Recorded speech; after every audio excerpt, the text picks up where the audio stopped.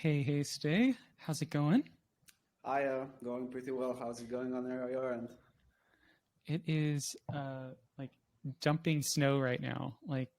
Um, we had like a winter storm advisory, and so we've had like 30, 40 inches of snow this week, and yeah, right now, um, yeah, it's not very safe to drive right now. So I'm happy to be at home. Oh, wow. Okay. Yeah, that sounds pretty massive. I mean, 30 inches of snow, that's a lot. Yeah, especially since tomorrow the Sundance Film Festival starts, so tons of people are in town right now for it.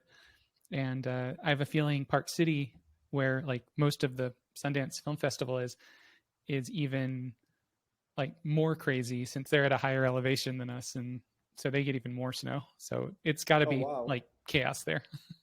Yeah, that sounds pretty harsh. Is it normal, this amount of snow, or is it? I've seen there's like a cold wave. I've seen Chicago look like something for the day after tomorrow, like really like apocalyptic scenes.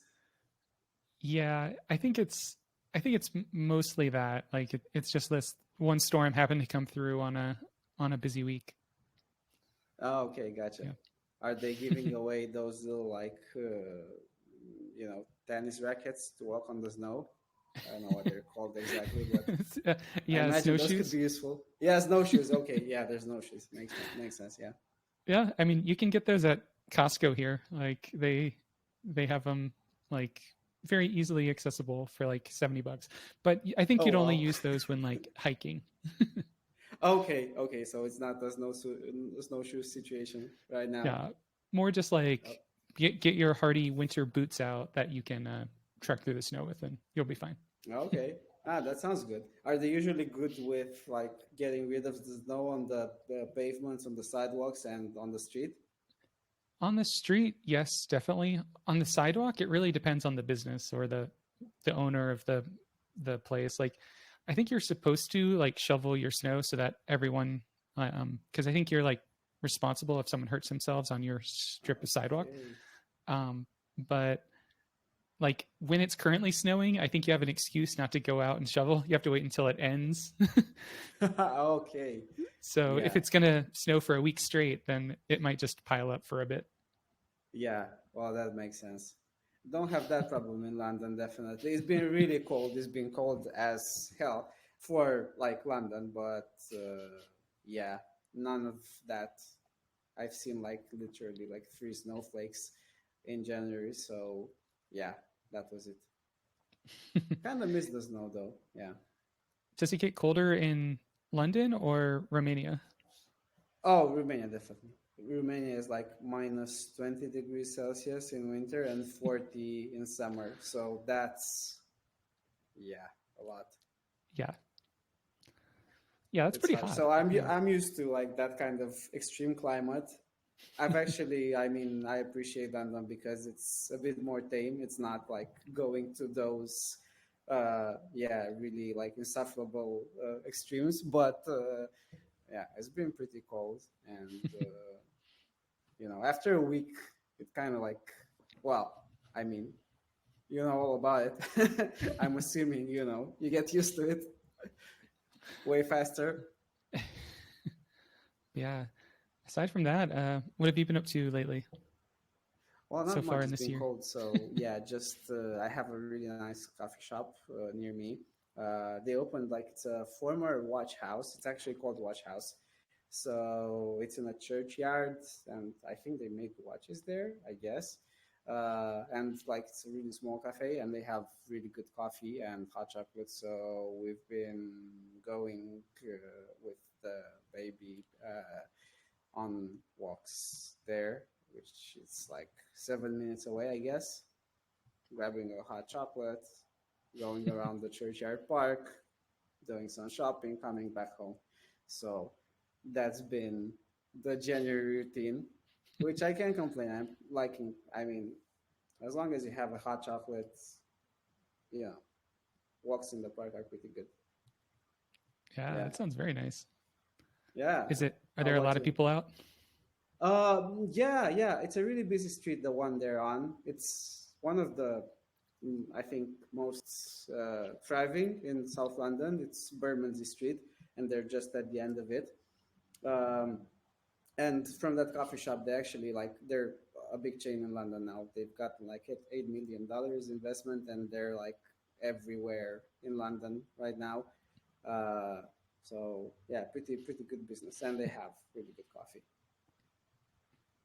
That sounds very nice. Like a good way to get outside the apartment for a while, get some sun, get a walk in.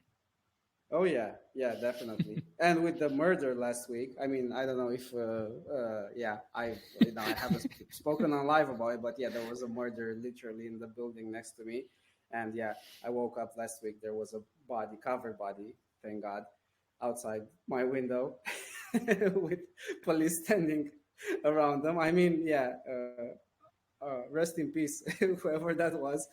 But Wow. yeah, it's been so police barricaded the area, and for a couple of days they had to like walk you out. And yeah, I've seen like it was like literally like in a British crime scene series, exactly like that.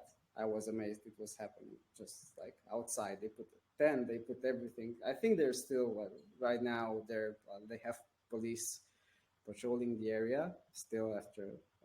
But yeah, that was interesting. A bit. I mean, yeah, maybe scary, but yeah, I think more interesting than scary. Man. Yeah, Yeah, that's very close by. Oof. yeah. It's a relatively safe area. Even I mean, I'm not even in the bad part. I'm far from the bad part, and the bad part is still pretty good. I mean, I don't have any like trouble walking there, but yeah, I guess it happens. Big city. Man. Yeah, that's Yeah. been interesting. Yeah, that's yeah, a lot of stuff going on locally for you. Uh-huh. Yeah, exactly. Got me in the mood for some like crime drama, to be honest. Mm-hmm. I've been watching Fargo, so Yeah, that's been the last season has been great. Have you been watching it?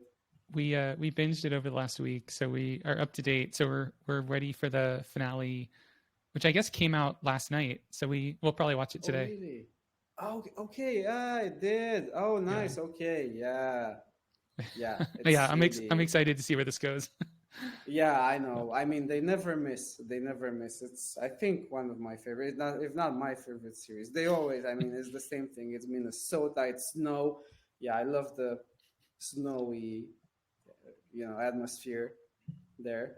Have you ever been to Minnesota? No, I've been to 40 states and 40 like 43 states in the US. So it's one of my goals to get to 50 states by the time I'm 50. And so Nice. like most of the states I haven't been to are Alaska, Hawaii, and like all those states right around Minnesota, like Dakotas, Wisconsin, Iowa, Nebraska. Like so we want to do a Midwest trip sometime and go there. Yeah, that sounds great. Yeah, I'd love to go there as well, just based off, the scenes I've seen in Fargo. Uh, looks Maybe during the exciting. summer. Okay, during the summer. That's a good tip. Yeah. Yeah, Yeah, or at well, least maybe. maybe Yeah. like spring actually, because I think in the summer it also gets really hot. But Okay. Yeah, that's a good tip. I'm just gonna wait for you to do the Midwest trip, and yeah, yeah, you can tell me how it was. Perfect. And for hardcover, we had Jeff last week on the live. yep. And since then we've kind of deployed a couple of things. Let's see. I wrote some notes because like I've been trying to like do like a change log on hardcover. So since last week, we added the ability to add additions to existing books if you're logged in. So if like there's an edition missing, you can just add it. It doesn't have to have an ISBN, but it's nice if it does. Ability to add new books manually, so you don't have to have a book. Like we had an add by ISBN and an add by Goodreads ID. Now you can like just manually enter a book. and behind the scenes, we have this concept that Jeff recommended, which is like we have this user added tag, which is applied to books that are added by readers, and then librarians can remove that. And once it's removed, that book will show up in search and it'll be kind of public. But this way, it kind of guarantees that like newly added books aren't basically an attack vector for getting like bad stuff into the system. So we wanted to make sure that had like a process for it. Yeah. And then we added progress by page number, a date picker for dates read, and an ability to buy books. It was like lots of little changes that we've been meaning to do for a while. Yeah, that's a lot. That's a lot of stuff going on. And so now, if you're a librarian, you can actually add any book. So this is for custom books or books that you can't get in the system through the importer, right? Yeah. I'll share my screen real quick for some of these. Oh yeah. Let's see. That's great. Yeah, this is a huge update. I mean, all of the things are pretty huge, including the ability to see where you can buy the book. That's been really, really nice to see implemented. I saw that you also added the subtitle under Amazon corporate behemoth. That's yeah. I was actually surprised to see that live, but yay. I saw that in your mock-up and I'm like, I think I got to go with this. Yeah. Yeah. Yeah. So what, I mean, talking about is this thing. Yeah, exactly. Yeah, here we go. At least, buy from Amazon, but know who they are. And I guess know our stance on, fun little Easter egg. Yeah. And one thing that was kind of neat was this becomes a book drawer on like mobile site. So once you're like in a little screen, it switches to that. And then if you are big, it becomes kind of just a drop down. Yeah.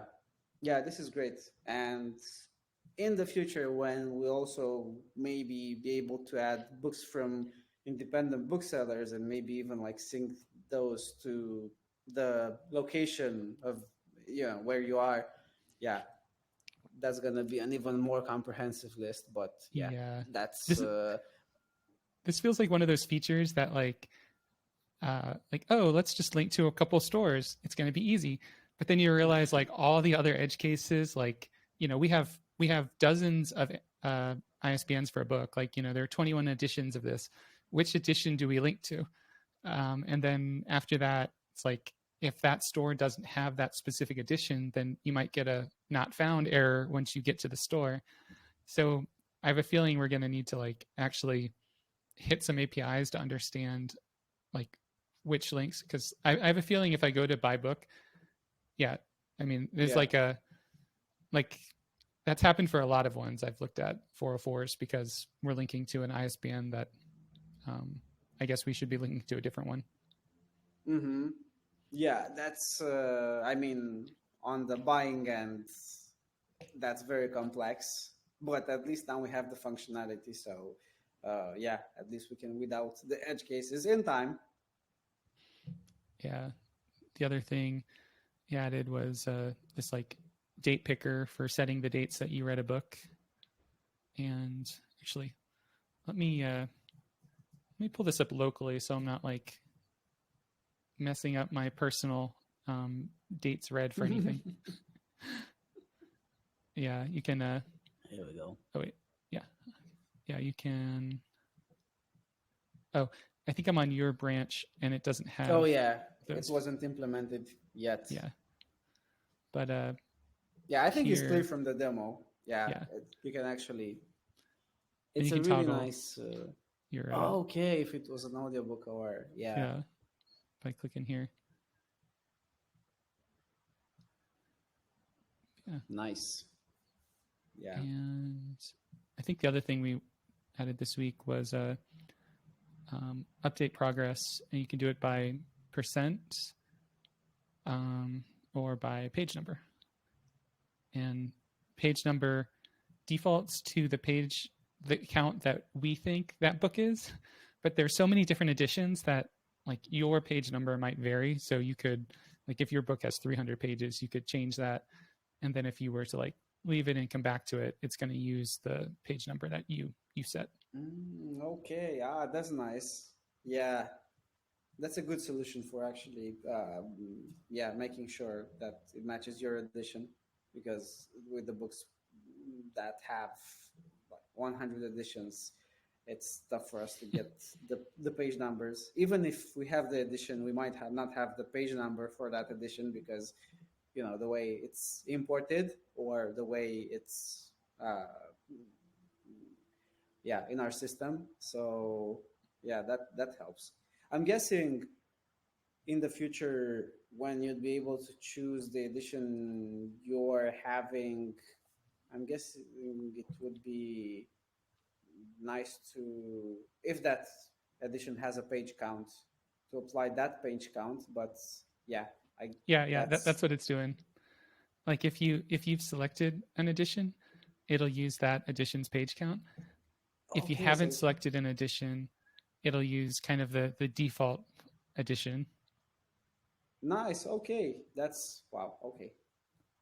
That's really neat. So it does that already. Yep. Here we go. And yeah, and then here is the add a book to hardcover. Want to add a book without ISBN, add it manually. And then it's basically just like the same as the edit edition form where you can add a book and then we'll create the edition and we'll create the book and we'll redirect you to that book page. So you could very quickly go from this page to marking it as want to read in like, that's the next step. Yeah. I think this is one of the easiest flows I've seen around.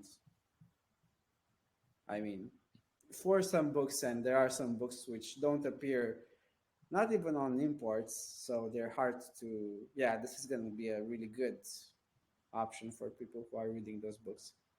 We're getting, I think, right now, every couple of days, someone is signing up and going straight to wanting the ability to edit the books they're reading, which is a great sign for us. But also this, like, I think this completes the whole, like, librarian capability span of features. So yeah, really good news. Yeah, these were some of those features that I've been wanting to get in for a while, and like one of the tricky parts was that these were initially designed with this idea that we would always have some external data about a book to kind of create it. Like we were getting the book from Open Library or from Goodreads or from Google Books, and we were using that as kind of that seed to generate all of the book and the edition. So this is kind of switching it up to using whatever the user enters as that seed for creating it, which was it took some trial and error to figure out how to get it right, but I think we're in a good spot for it now. Yeah. What were the toughest things you think that were like your main concern when building this? It's mostly that, like when we look at a book on hardcover, and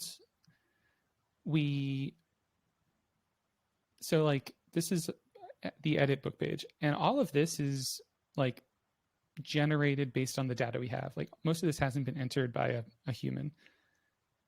It's all kind of coming from the edition, like whatever we consider like the default edition for the book. So we don't need someone to go in and enter all this data. We just need someone to like link it to its Goodreads or its Google info, and then we'll like be able to fetch the info from Google. And then we'll use that for the cover, for the page type, page count, like the release date.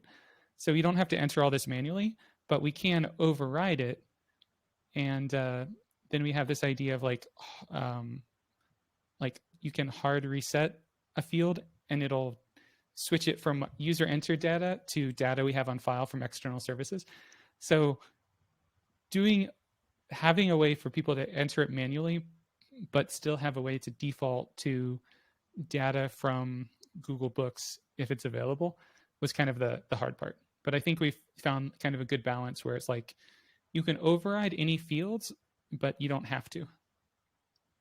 Okay. Yeah, that sounds great. So in the event that someone would add a book and there would already be info about that book on Google Books right now, we could be fetching that info as well as having the user, the data from the reader who actually edits it, right? Exactly. Yeah. Yeah, well, that's all options covered.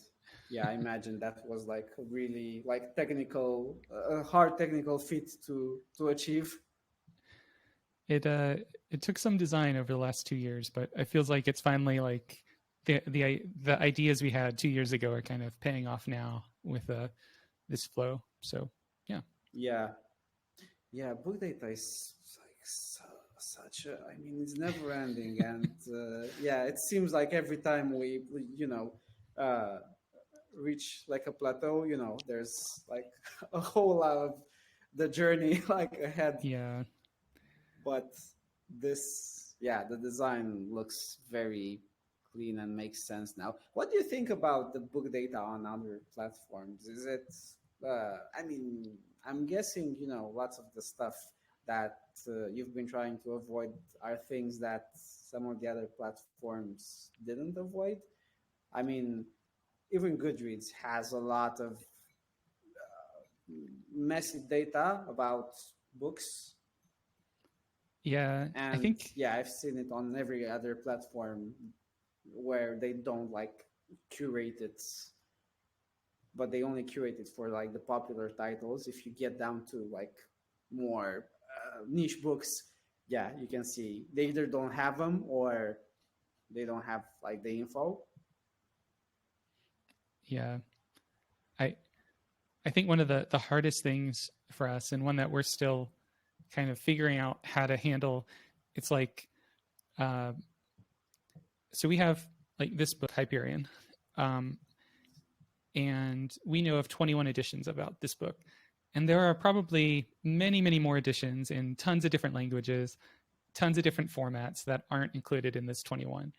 And so over time, those editions are going to be added to our database in some way.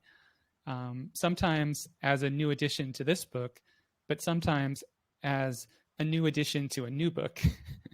And so we have to merge that new book into this book. That way the addition gets added here instead of having it as two separate entire books. And I feel like that's kind of one of the things that we're doing that's been a little different than some of the other sites. Like even Goodreads, like if you go to Hyperion, there's a book page for Hyperion, and every edition has its own page for Hyperion or for any book. We're kind of going with this stance that this book is the same regardless of which it's still Hyperion regardless of which language you read it in, what format you read it in. The specific edition you read is still going to provide additional information, like we could have a rating per edition, which we might have someday. But for now, it seems like since we're focusing on English, it's pretty yeah, unexpected error there. It's pretty similar in its context. But yeah, once we start getting into other languages, we might have like do some other stuff there. But yeah, that kind of difference between editions and books in our system, I feel like that's one of the design decisions we made at an early state, which I feel like it helps like kind of bring together all the fans of a single book under a single page rather than having them dispersed across the platform on multiple editions. Yeah, that's vital. I mean, that seems like the way to go when you're dealing with a book. I mean, if you read Hyperion in Spanish or if you read it in English, it's the same book. And even with the rating, you're kind of rating the same book. Maybe maybe it would be a separate rating for the translation, but it wouldn't be like a separate book if you read it in English, Spanish, or whatever other language. So yeah, this feels very very right, and yeah, I think is the reason why overall the data, even if we're gathering it, and we haven't been gathering it for such a long time, for like the span of time we've been gathering it, and for the time we had the librarian program active, I think it's in pretty good shape. Yeah, the Yeah. saying that rating per edition can be critical for translations, definitely. Yeah, exactly. Yeah, it could be like a decision, like a granular decision. Maybe you like the book, but you don't like the translation. There's like no way on any book site to show that preference right now. So we might go down that route. But yeah, Yeah. I guess TBD.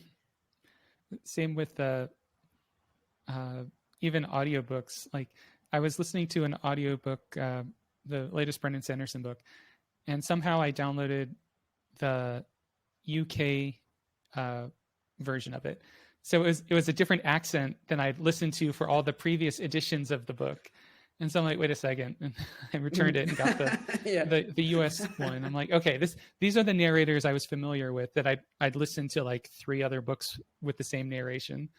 Yeah. Um, Exactly. I mean, it's the same book, but in a British accent, you're gonna like, yeah, perceive it a whole other way than you'd perceive it with your regular narrators. I mean, what Jeff told us last week about having the narration done by AI, I think he said. yeah, Um, for the Kindle. yeah, I have to look into that. That sounds great. That was actually something I was thinking, way later down the line we could do, because now you have the voice API that works pretty well, so you can actually choose like your preferred narrator. Of course, with ethical problems that actual narrators might. I mean, they have. I'm guessing they will be, yeah, uh, commissioned, to have their voices replicated, I guess, hopefully. Yeah, But yeah, that's yeah. I I'm not optimistic about like the all of the ethical problems that are going to come up because of that. yeah. On the upside, you'll be able to choose from a lot of voices. On the downside, yeah, it's probably not gonna be like ideally implemented, especially because Amazon is probably gonna do it first. Have you ever seen the movie The Congress? No, but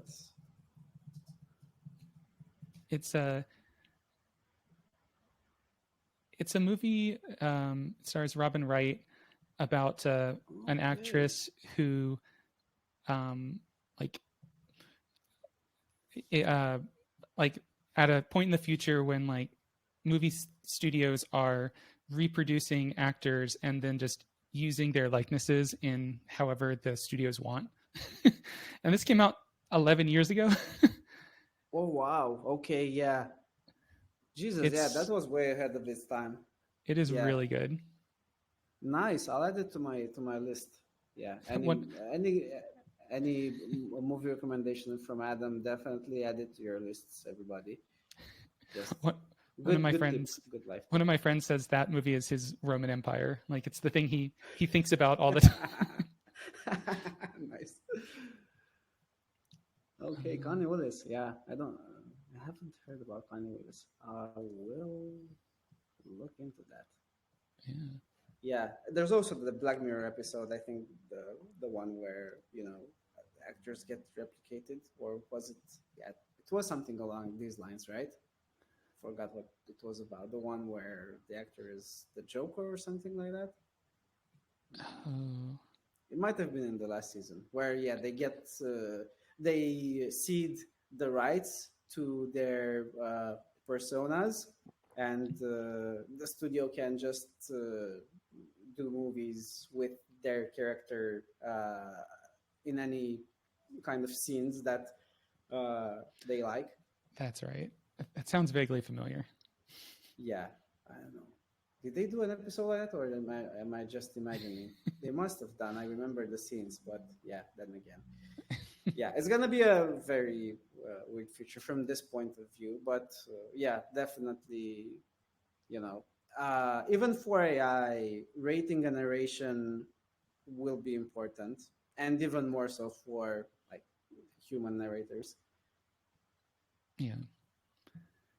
Well, speaking of humans doing things instead of systems, um, so last week we had a talk. Let me stop sharing my screen for a bit.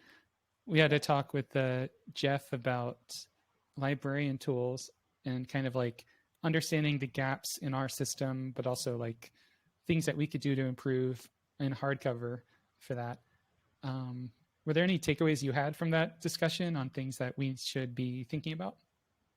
Yeah, I mean, there's the ongoing discussion that we kind of covered about review bombing, and this I think is a problem which wasn't on my like bingo cards as a problem that would be this big, but apparently it is this big.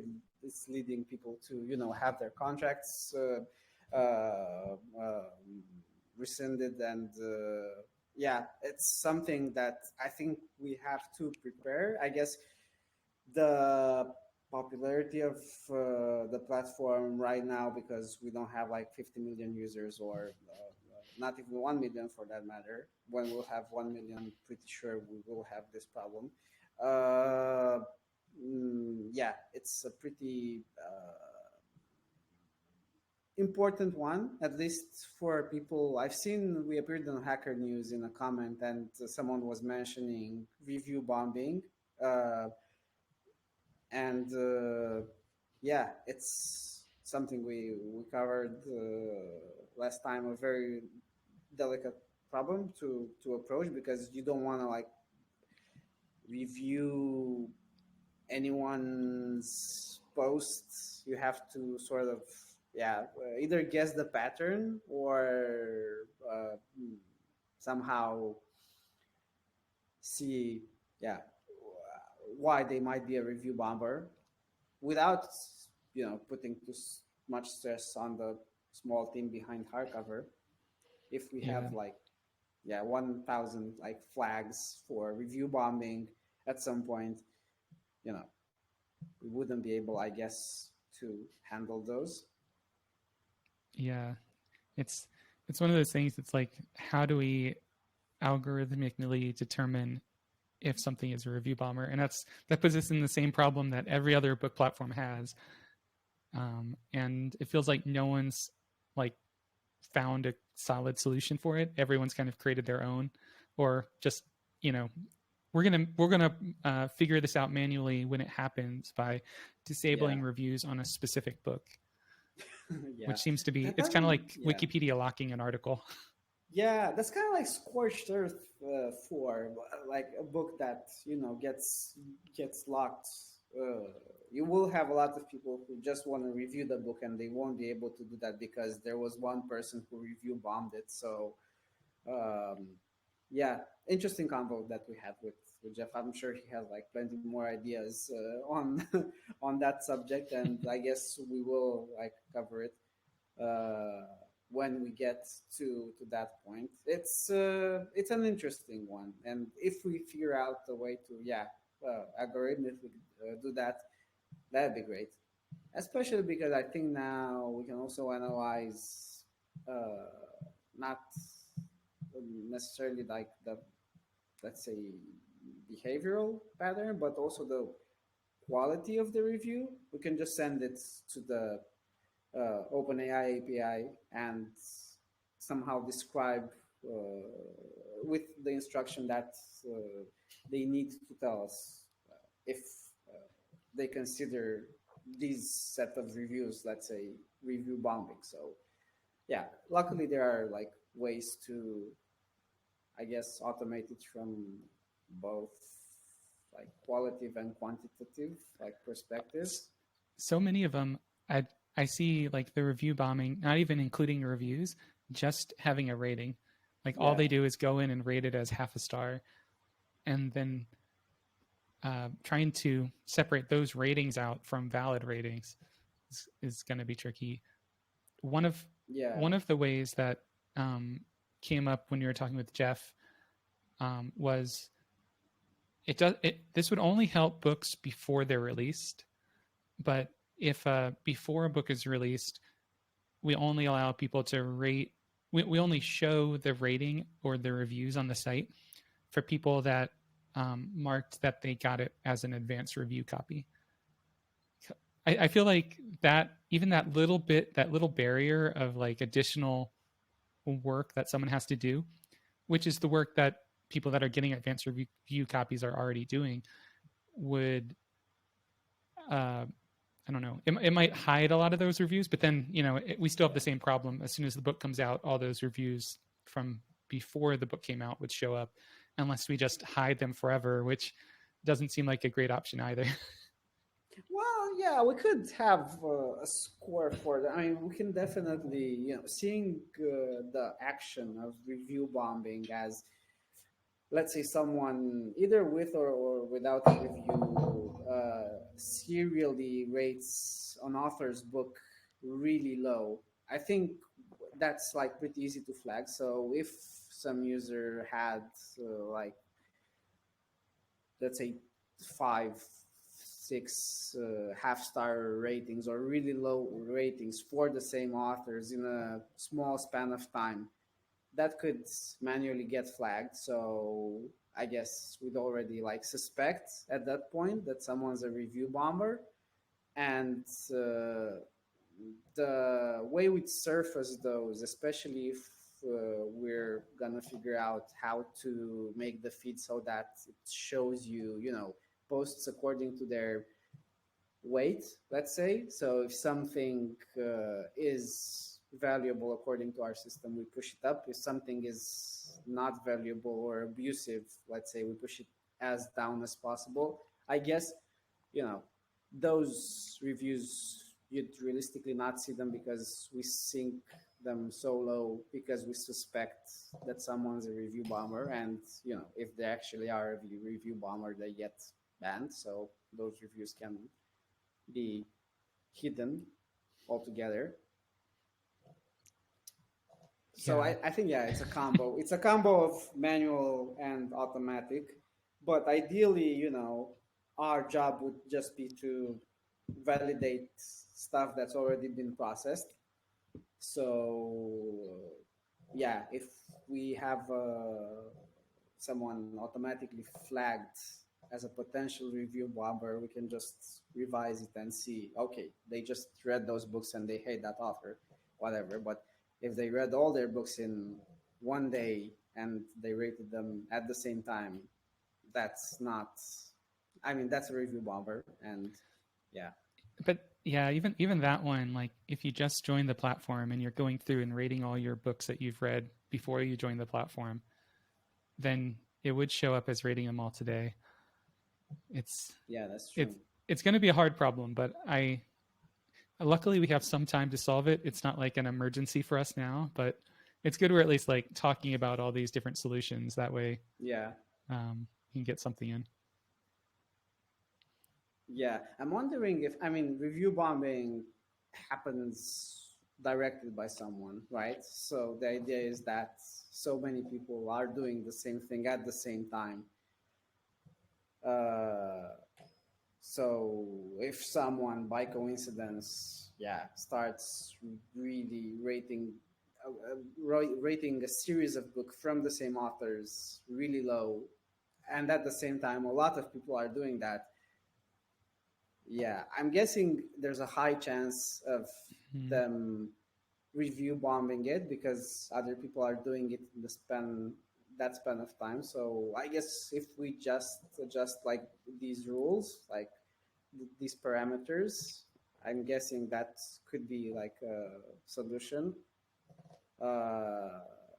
And if they really didn't like that author, it happens that they just rated the book really low while review bombing was going on, we can just undo it. They can appeal, I guess. Yeah, it sounds like we need some system that almost shows like a a dashboard of like books suspected of being review bombed, and it shows the books that are like that we've calculated a review bomb score, which might be based on like recent low ratings grouped together. Like, has a book had a lot of low ratings in the past week, and then maybe like, you know, if it was lots of low ratings like spread out, then that's probably not a review bomb. That's probably just a book people don't like. Yeah. But if it's like a sudden spike, then maybe that like boosts its score or something like that. Yeah, that sounds good. But yeah, very very sensitive problem, and yeah, surprising that people pay so much attention to it. I mean, yeah, definitely, it's like an important one, and I'm guessing, you know, it can affect a lot of like how people perceive a book. Yeah. How about you? What other takeaways do you have from last week talks with Jeff? Um, One of the ones we talked about some was this idea of having like so right now librarians do a lot of actions on the site, like marking books as duplicates, changing the edition that a book that a changing the book an edition belongs to be belonging to a different book. So that happens a lot, especially in series. Like I was reading the Berserk manga, and like there would be an edition that would be part of the book 2, but that edition would actually belong to like book 9 in the series, and so we had to kind of like move the edition to a different book. And so that's something that happens a lot, but we don't want that to be something that any librarian could do, because if you move the most popular edition of Harry Potter to a different book, all of a sudden everyone's reads, everyone's lists, everyone's prompts are now messed up. Yeah. So some of those things need to like go through an approval process. So we talked about last week having a like an impact score for how much of an impact a change is going to make.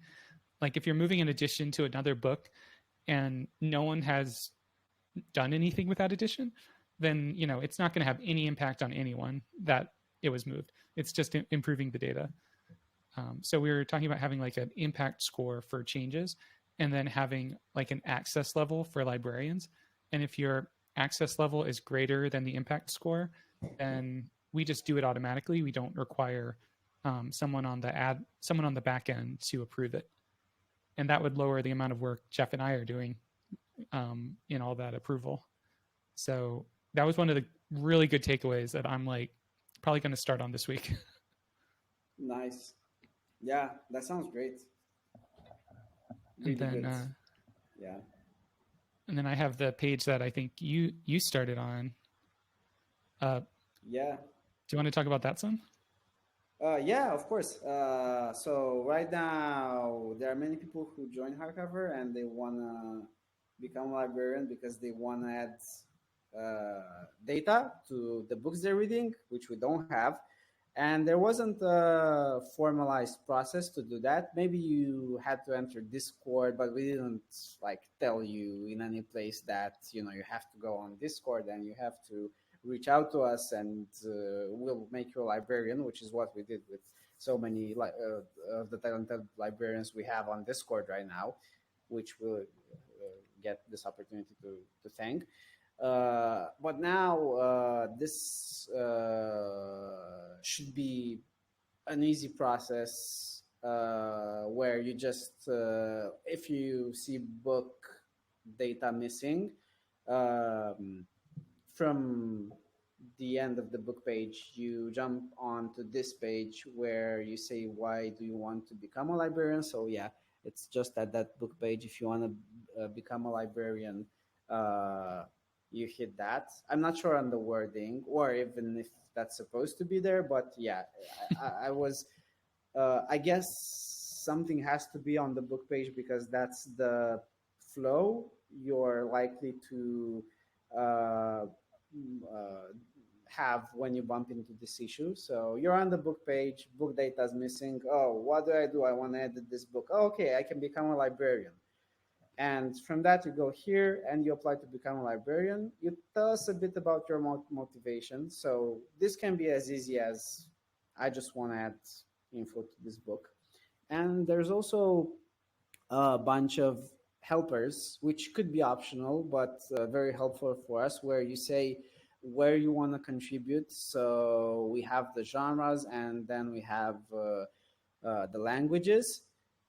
Maybe we should put English first, like some sites have like the most popular languages first and then all the others, because there's a lot of languages on this earth, and I'm guessing some of them might, not be so popular as others. Yeah, and then just some requirements, some simple things like you gotta coordinate with other librarians, you gotta provide accurate edits, and you don't have to intentionally break the rules. And if you agree to all of these, this should be like 2-3 minute process.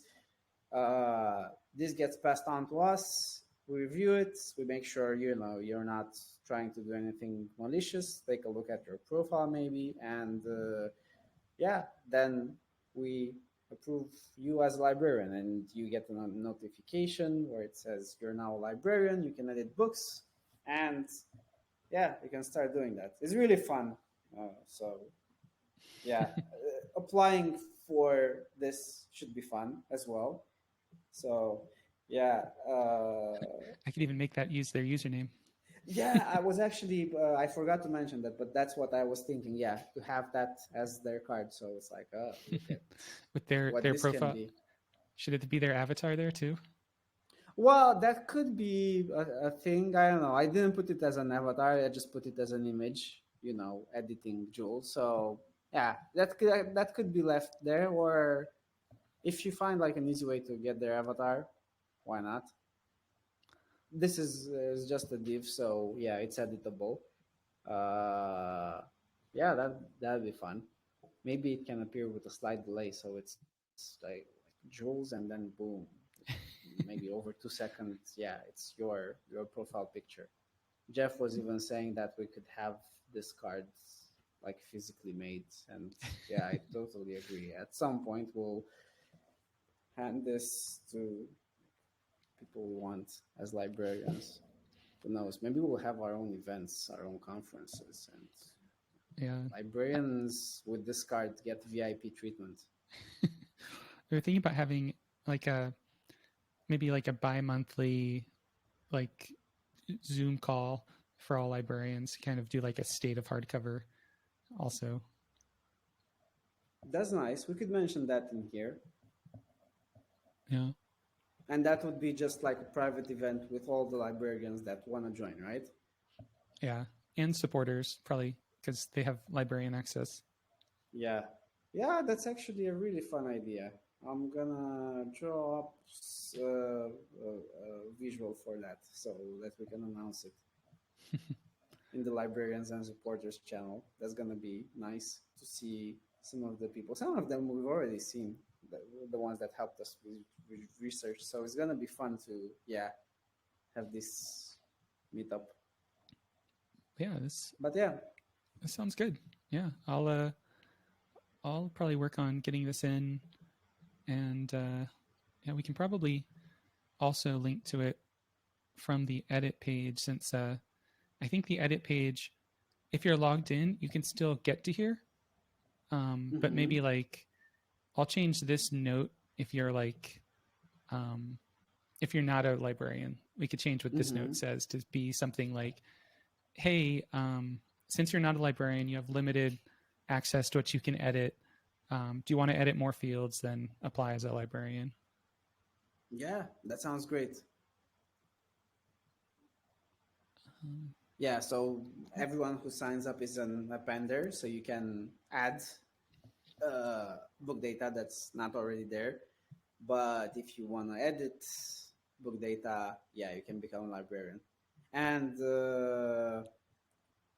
I'm guessing for books that don't have a description, you don't have to be a librarian, right? So people who click that want to add a description on the book page where it's missing, they Right. wouldn't have to apply. They can just add the description. Exactly. Yeah, okay. We should also put in, I think, did I put in a fix for that? It got mentioned in the Discord, but yeah. Wait, for what? For the when the book doesn't have a description, there's a link that does not working, and I don't know if we have an Mm, issue for that.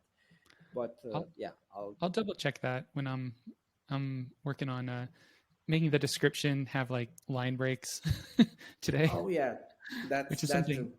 I've been wanting to do for a long time. Like we just kind of dump the results in a paragraph tag and just go let it do its thing. But some of these descriptions are really long. I mean, this is already way too Yeah, long for me in a single description, single yeah, we've paragraph. got a +1 in the chat, so yeah, definitely a wanted feature.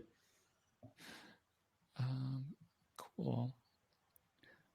Well, that I think that covers like most of the things in progress and like the highly added things.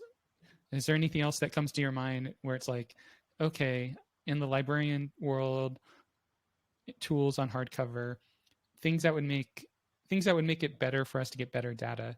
Are there any things that's like, oh, we should do this month, as opposed to like next time we revisit it in the future?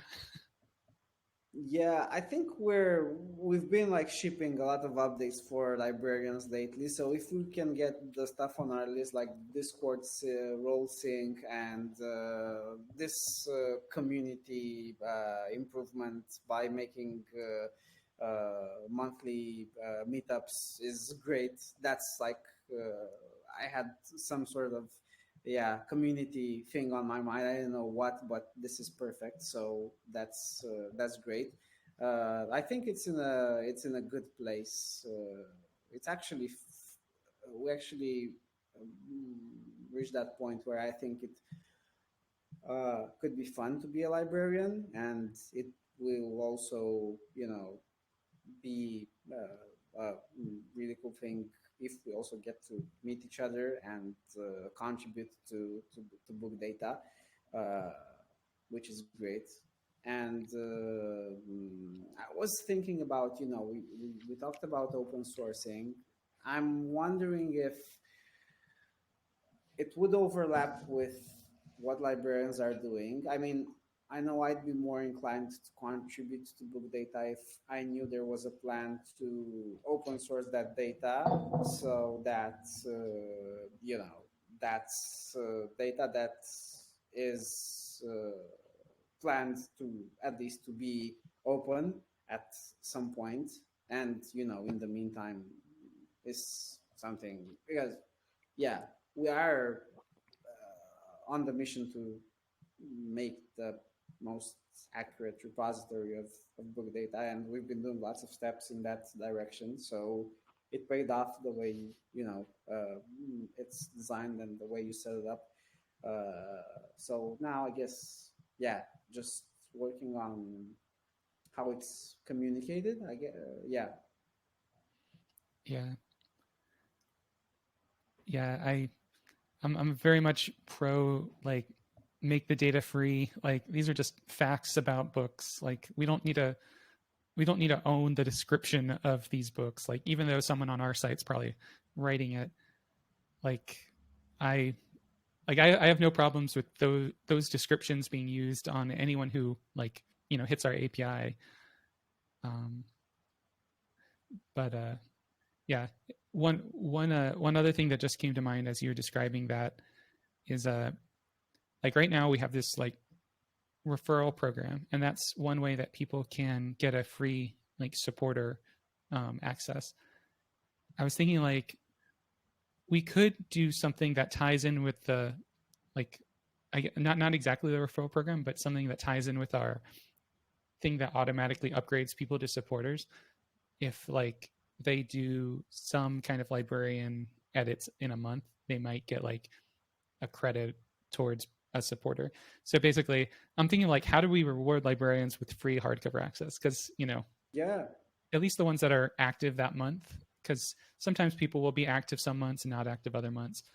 Mm-hmm. Maybe like the months they are active, we're giving them some like referral credit in some way. Yeah, that sounds great. And, as you were describing it, I was thinking about, our talk with badges. Badges are gonna, like, if we keep track of the contributions, which might also be like really fun to show if we can on the book page. So, like on GitHub, you have contributors for open source. It would be nice to show the profiles for the librarians who contributed, and maybe just how many contributions, not what they actually did, but say Adam, 3 contributions on this book. It could also be like a thing where, yeah, that would be rewarded somehow. At the same, the gift program. Okay, yeah, that's a great idea. Like gifting Oh, hardcover. Okay, uh, did you make a note of that, Adam? Because yeah, that's a really good idea. yeah, that would be neat. Yeah, I have a yeah, feeling just that's something we could do like before the next holiday season, especially. yeah, definitely. Yeah, that sounds great. Yeah, and with with this like incentivization program, yeah, it can be supporter, it can be. I think if we implement badges this year, that's also gonna be very very nice for librarians. I would want to contribute to get the librarian badge. Uh, and if the contributions somehow get listed somewhere on the book page, and you can see who contributed to that book, that's even more of an incentive to, yeah, edit it. Yeah, cool. But many Well, people just edit it because they want the book in their library to have good data, which is great. And yeah, we really appreciate that kind of energy. yeah, I mean that's really the only way a site works, because we can't, like, on our small team, we can't manage that many books data. Like, we can manage our Yeah, own libraries, but not everyone's library. So yeah, it's very nice that people are like working on their own libraries, and I think if enough people are working on their own libraries, that benefits everyone. So yeah, that's, yeah, a healthy yeah, system. yeah, exactly. Well, Uh, well, yeah, I think I'll keep working on all this librarian tools in the coming week, and probably implement this join the librarian program thing this week. Although I'm going to be volunteering at Sundance for the next week, so I might be a little bit more offline oh than usual. yeah, nice. Okay. Yeah, getting your winter boots ready. Yeah. Plowing through the snow to get to Sundance. At least like they do Sundance in Park City, and they do showings here in Salt Lake. So the place I'm volunteering at is only 3 blocks from our apartment, which is nice. Okay. Yeah, that's good. That sounds, yeah, marginally better. Yeah. Nice. Well, yeah, it's been a really good sum up, and see everybody next week for the Hardcover Live 34. Yeah. So this was 33, and yeah, I'll talk to you then. Yeah, perfect. Have a good one. See ya. Bye. See ya. Bye.